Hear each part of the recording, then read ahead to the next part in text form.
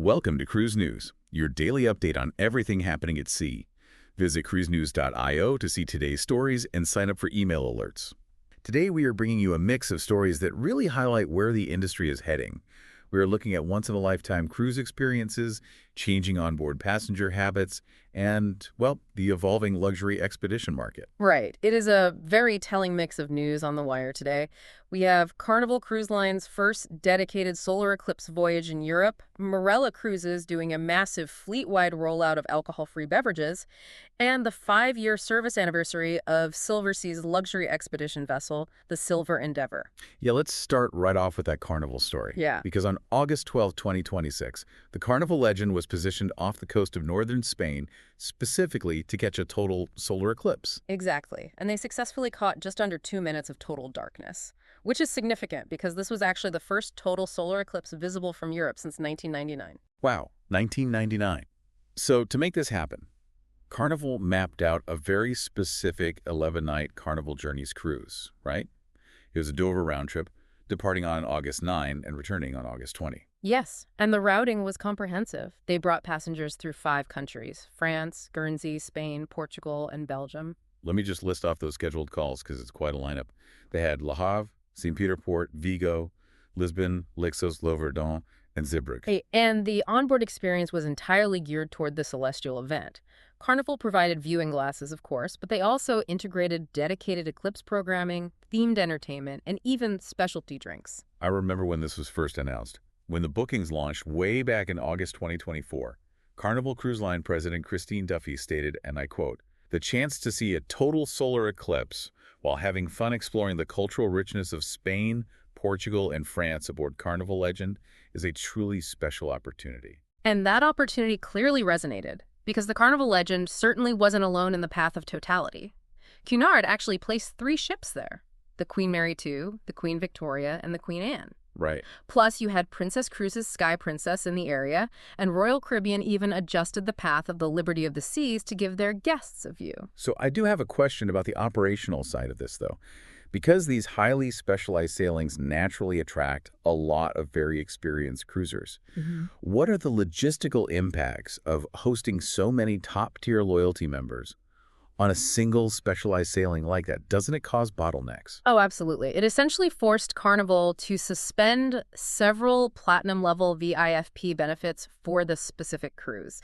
There were simply too many platinum members on board to honor the perks. I mean, if everyone has priority, no one does, right? Exactly. So they had to suspend priority embarkation and debarkation, as well as early stateroom access. Even priority luggage drop-off and delivery were halted. It was just a math problem. Yeah, and it's worth noting this transition is happening right as the line pivots to the new Carnival Rewards program, which takes effect on September 1st. Right, shifting away from the old VIFP model. Well, Carnival isn't done with eclipses, are they? Because looking ahead to 2027, they have 3 more lined up. They do. First, there is an annular eclipse on February 2, 2027, and the Carnival Firenze will be sailing for that one. Then in the summer, they have 2 ships chasing a total eclipse. The Carnival Sunshine in the Mediterranean on July 25, right? Exactly. And the Carnival Miracle doing a Dover round trip on July 29. Got it. Well, from passenger experiences driven by external celestial events, let's pivot to operational changes driven by internal consumer habits. Because Marella Cruises is rolling out a massive beverage change. Yes, taking place in August 2026. Marella is launching an entirely alcohol-free menu fleet-wide. And the numbers here are substantial. We're talking about 18 distinct alcohol-free cocktails, 6 0% ABV spirits, and 4 0% wines. That is a serious investment in the zero-proof market. I was reading a quote from Luke Saunders, their food and drink development manager, and he said, quote, "After listening to customer feedback and reviewing the gaps in our menu, we want to enhance a customer's experience on board." It makes sense. Dietary habits are shifting. But how does a menu like this integrate into existing fare structures? Yeah. Because that's always the tricky part for passengers. What is the distinction here between standard and premium access when it comes to these new drinks? That is a great question, and Marella meticulously broke this down into 2 tiers. For the standard package, guests get access to the 0% red, white, rosé, and sparkling wines. Okay, so the core wines. Right. Plus, they get Heineken 0%, Somersby 0% cider, and a gluten-free Estrella. Got it. And what about the premium all-inclusive package? So the premium tier is where the 60% spirits come in, all from the brand Lyres. They are stocking a London dry gin, an American malt bourbon, a white cane rum, an agave blanco tequila, a coffee originale, and an Italian spritz. Oh, wow. So they are really building proper cocktails without the alcohol. What are some of the specific recipes they developed with those? Well, they formulated four standout cocktails. There is the Nojito, which uses the white cane rum. Then you have the grapefruit refresher, utilizing the London dry gin. Nice. There is also the summer sour, and finally, for bourbon fans, the gentle fashioned, made with the American malt bourbon. That sounds incredibly comprehensive. Hmm.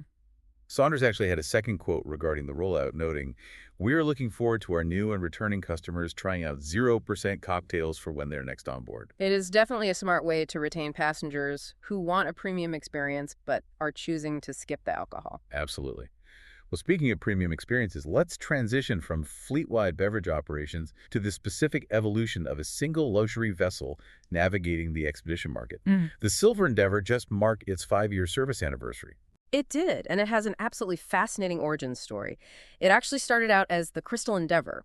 It was built at the MV Werften shipyard in Stralsund, Germany, originally for Genting, Hong Kong. Right, I remember that. It was officially named on June 26, 2021 by Marella Cruises, and it had some pretty ambitious early deployments. Very ambitious. It did an Iceland season in July 2021 and then went straight into a shortened first Antarctica season starting November 19th, 2021. But then, of course, the financial realities of Genting, Hong Kong caught up, leading to the Crystal shutdown. And that forced a massive financial pivot for the ship itself. Yes, Royal Caribbean Group's Silversea stepped in and purchased the ship for $275 million in July 2022. They renamed it the Silver Endeavour, and in a nice nod to its history, they held the naming ceremony on November 19th, 2022, right in the Le Maire Channel. And it essentially replaced the Silver Explorer in their fleet, right? That's correct. So there is something I want to ask you about, because when you look at the historical record for this ship, there are some weird discrepancies. How do a physical ship's specifications seem to change, just depending on which cruise line is operating it? Yes, it's a quirk of how different companies report their maritime metrics. If you look at the current Silversea records, they list the vessel at 20,449 gross tons, featuring 110 suites for 220 guests. Right.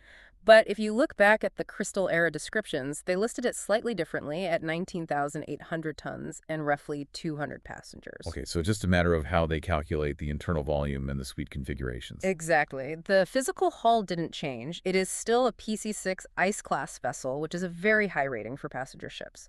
It is 539 feet long, carries 207 crew members, and operates as one of 4 expedition ships within Silversea's broader 12-ship fleet. And where's its current deployment? Right now, for the northern summer, it is up in the Arctic, specifically positioned around Spitsbergen and Greenland.